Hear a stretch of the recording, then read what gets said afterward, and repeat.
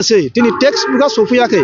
ओंखायनो आङो सरकारखौ खावलायनो नागिरदों बाक्सा जिल्ला दुलाराय बर' फरायसा आफादनि जानानै थाबैनो जाहाथे जोंनि टेक्स्ट बुकखौ जाहाथे दैथायहरो आरो बिथांमोना जाहाथे क्लास लानायाव मोजां जायो मानोना सम मथे जुदि फरा बिजाबखौ जुदि मोनाब्ला फरायसाफोरा जथेस्थ' दिनै उन जानानै थानो गोनां जागोन। रायजो राजा नोंथांमोन दिनै भिडिअआ एसे आलादा बावहाय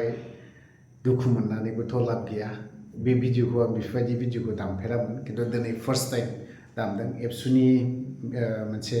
बरायनाय हाबाफारि आं बेखौ गाज्रि होना बा थिगानो दङ थ' नैबावहाय मोनसे दुखुनांथावनाया नैबेसो जिहेतु कलेजफोरा बा माया बेफोरो दिनैहाय क्लासा जाजेनबाय जिहेतु क्लास जाजेनबाय बावहाय जिहेतु लेखाफ्रानो दासिमबो सहैजोबा दा बेफोरबायदियावनो जोंनि फरायसाफ्रा माबोरै जालांगोन जुदि लेखाफोरखौ जुदि थाबनो कलेजाव बा क्लास खालामनो थाखायनो मोनजेनाखैबा बा गैयाबा बोरै जानांगौ जागोन बेयो एसे जोंनि थाखाय बा नोंनि आंनि थाखायनो बिराद दुखुनांथावना जानो गोनां जादों थ' जेखियानो जाया मानो नैबे मोनसे बरायनाय हाबाफारि ना दा बेफोरो जोंनावहाय जालांबाय थानांसिगौ कन्टिनिउ जानांगौ हायोब्ला दा मेट्रिक आनजाद जाबाय हायार सेकेन्डारि पास जानाय ना बेफोरखौ मा अनलि फरायसा आफादल' बियो मा अनलि एबसुल' एबसुआथ' एबसु फरायखागोनानो आरो लोगोसे गामियावबो दा गोदानै मेट्रिक पास जाजेननाय कलेज गाहैजेनगोन बै बेक्तिफोरखौबो गामिनियानो गामियाव साबेसे दङ बावहाय फार्स्ट डिभिजन सेकेन्ड डिभिजन बेजों खोथा गैया मेट्रिक पास जादोंब्लानो गामिनिया बेफोरखौ बरायनांगौसो मानो होनना बुङोबा बै गथ'फोरखौ जुदि गामियावनो बरायोब्ला जाय नेक्स्टआवहाय मेट्रिक आनजाद होगोन बै बेक्तिफ्राबो मोनसे ओरैबायदि थुलुंगा जायो दा बिसोरनो जोङो ओरैबायदिसो माबासो जाबावनांसिगौ दा बिसोरनि दावहायानो अनलि लेखा फरायनायल' लेखाजोंनो दावहा नांनांगौ दिनैहाय लेखा नों जुदि मेट्रिक पास जानानै जुदि थायाबा कलेजाव हाबज्रांब्ला थायोब्लाथ' मा जानाय आं बहाबा जायगा दाखालि BSUनि मोननैसो बरायनाय हाबाफारि लादोंमोन बहाय बरायनाय हाबाफारियाव आं नुनो मोनदों जे स्टुडेन्टफोरखौ सोंदोंमोन थ' नों इयुनाव मा जानायनि थांखि दं दा बुंनानै होग्रोबाय थाल्लानि गालानि फिसा थाल्ला सानथ'वाखै आं जेबो नै बिदिसो जोंनि बर' गथ'फ्रा बेफोरबायदि गुबुन सम्प्रदायनि गथ'फ्रा डाइरेक्टनो बुंबाय आं डक्टर जागोन सासे बुंबाय आं इन्जिनियार जागोन आं इदि जागोन आं टिचार जागोन बा इदि बायदि रोखोम बुंलांबाय बिराद मोजां नांदों बावहाय थ' जों बर' गथ'आ अनलि सासेल' आइजो हिन्जावसा गथ' बियो बुंबाय मा आङो मेनेजमेन्ट माबाखौ लाहैगोन बिदि जाहैबाय आरोखि दा थिगैनो दं बिनाबो थांखिया फिसाब्लाबो थिगानो मावफुंजोबनो हायोबा बिराद मोजांनि बाथ्रा नाथायबा दा जायफोर गथ'फोर फरायगोन थ' बिसोरो खुनु गुबुन बाथ्रा साननो हानायनि सम गैया जायफोर कलेजाव गानाय जायफोर कलेजाव हाबजेननाय बिसोरो खुनु खोथाखौनो साननांगौनि दरखार गैया जि थांखि दं थांखि मथे थां आरो दानि गथ'फोर लेखा फरायनांगौआनो दावहाया गिदिर दावहायानो बे लेखाजों फरायनांगौ दैलि लेखा फरायनांगौ मा 1 घन्टाल' बिलाइ 3-4 घन्टा फराय लेखायाव जिरायथाब नायथाब होनब्लासो बे सोर गथ' बिलाइ मोजां डिभिजन लाखिनो हायो मोजां पास खालामनो हायो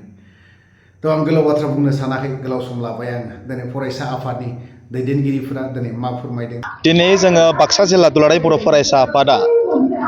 बाक्सा जिल्लानि मादावनो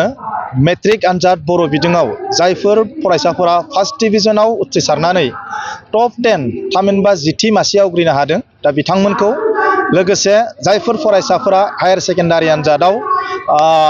टप 10 मासि आवग्रिनो हाबाय दा बिथांमोन गासैबो फरायसाफोरखौ गासै 48 जन फरायसा 48 जन फरायसाफोरखौ जोङो बरायदों आरो मान बावदों बे आङो जोबोद गोजोननाय मोनदों जे बाक्सा जिल्लानि बेन्दोङाव गासै 2370 गासै फरायसाफोरा बर' बिजोंजों मेट्रिक आनजाद लिरदोंमोन जेराव गासै 773 फरायसाफोरा उथ्रिसारनो हादों दा बेवहाय जोङो जोबोद गोजोननाय मोनदों बिटिआरनि मोनबा जिल्लानि मादाव बुंनो थाङोबा गासै आसामावनो बर' बिजोंजों फरायनानै मेट्रिक आनजादाव फार्स्ट डिभिजन मोननाया बाक्सा जिल्लायावनो बांसिन बे खौरांखौ आङो मोननानै जोबोद गोजोननाय मोनदों लोगोसे हायार सेकेन्डारि आनजादावबो जोङो मोजां रिजाल्ट खालामदो होननानै जोङो बुंनो नांगोन खारन जों मिथिदों अल आसामाव बाक्सा जिल्लायाव हायार सेकेन्डारि आनजादाव प्रथम पजिशन फार्स्ट पजिशनखौ मोननो हादों आरो साइन्सआवबो गाज्रि जायाखै कमार्सआवबो गाज्रि जायाखै ओंखायनो साफ्रोमबो फरायसाफोरखौ दिनै बरायनो मोननानै जोबोद गोजोननाय मोनदों आरो जायफोर फरायसाफोरा दिनै बरायजाबाय बिथांमोना जाहाथे फैबाय थानाय समाव गावनि केरियार आरो बेबायदिनो केरियारखौ साक्सेस खालामनायनि अनगायैबो दिनै समाजनि थाखायबो हारिनि थाखायबो जाहाथे बिथांमोना खामानि मावनो आवगायबोयो आं बेखिनि खावलायनायखौ दोनहरदों नाथाय दुखुनांथाव मोनसे बाथ्राया बेसो बे मेट्रिक आनजादनि रिजाल्ट होनायाथ' जोब्बाय हायार सेकेन्डारिनियाथ' जोब्बाय आथिखालाव एप्रिलनि नैबे जि फार्स्ट सप्तानिफ्राय दिनै क्लासा सोलिबाय नाथाय जों दिनै नुनो मोनदों गोबां फरायसालिनिफ्राय दिनै जिल्ला एबसुनि आफादगिरि सोलोंथाइ नेहाथारिखौ फन खालामहरदों दिनै माखासे बिजाबफोरा दिनैसिमबो सफैयाखै क्लास जाबाय एग्जाम जानोसै दिनै टेक्स्ट बुकआ सफैयाखै ओंखायनो आङो सरकारखौ खावलायनो नागिरदों बाक्सा जिल्ला दुलाराय बर' फरायसा आफादनि जानानै थाबैनो जाहाथे जोंनि टेक्स्ट बुकखौ जाहाथे दैथायहरो आरो बिथांमोना जाहाथे क्लास लानायाव मोजां जायो मानोना सम मथे जुदि फरा बिजाबखौ जुदि मोनाब्ला फरायसाफोरा जथेस्थ' दिनै उन जानानै थानो गोनां जागोन दा ओंखायनो बेबायदि जुदि जानानै थायोबा जिखिनि रिजाल्ट मोनदों बे रिजाल्टआ फैबाय थानाय समाव जोंनि थाखाय मोजां जानाय नङा दा आङो बेखिनि बाथ्राखौ फोरमायबाय बयनिसिमबो आङो कंग्रेसुलेसन्सखौ हरदों जायफोरा दिनै बरायजाबाय इयुननि जिउआ बिथांमोननिया मोजां जाथो आरो बिथांमोना जाहाथे हारिनि आरो समाजनिबो खामानि मावनो जाहाथे आवगायबियो बेखिनि खावलायनायखौ आङो दोनहरबाय এফচু এটা খুবেই ভাল পদক্ষেপ লয় মই যোৱা বছৰ যেতিয়া জইন কৰিছিলোঁ এফচুৰ দ্বাৰা মানে চেণ্ট্ৰেলি বাক্সা ডিষ্ট্ৰিক্টত যিমান ল'ৰা ছোৱালী উত্তীৰ্ণ হয় মানে শিক্ষাৰ্থী উত্তীৰ্ণ হয় তেওঁলোকক সম্বৰ্ধনা জনায় এইটো খুবেই প্ৰশংসনীয় পদক্ষেপ কাৰণ ইয়াৰ দ্বাৰা ছাত্ৰ ছাত্ৰী আৰু মটিভেট হয় আৰু আগন্তুক দিনত যাতে আকৌ মানে ভাল ৰিজাল্ট কৰিব তাৰ কাৰণে এটা প্ৰেৰণা পায় তো এফচুক বহুত বহুত ধন্যবাদ বাক্সা ডিষ্ট্ৰিক্ট এফচু কমিটি তেওঁলোকে বহুত এক্টিভলি এইটো কাম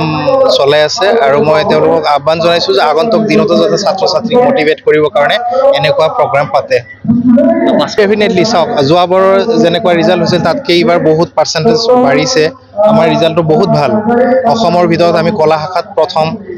বিজ্ঞানত তৃতীয় কমাৰ্চত ফ'ৰ্থ হয় না নাই আৰু তাৰপিছত তামোলপুৰ ডিষ্ট্ৰিক্টৰ মই চাই আছোঁ তামোলপুৰ ডিষ্ট্ৰিক্টতো মানে সেই বিজ্ঞান শাখাত প্ৰথম এনেকুৱাকৈ অভাৰঅল মানে আমাৰ ডিষ্ট্ৰিক্টৰ ৰিজাল্ট ভাল চাওক এইটো মানে আমাৰ সন্মানীয় BTC গভৰ্ণমেণ্টৰ বিষয়াসকলে তেওঁলোকে অলৰেডি আমাৰ পৰা ভেকেঞ্চি পজিশ্যনটো লৈছে কিন্তু তাৰ মাজতে মানে নিৰ্বাচনৰ অধিসূচনা জাৰি হ'ল সেইটোৰ কাৰণে পেণ্ডিং হৈ আছে এতিয়া শেষ হ'ব আমাৰ নিৰ্বাচনী অধিসূচনা আৰু নিযুক্তি প্ৰক্ৰিয়া আৰম্ভ হ'ব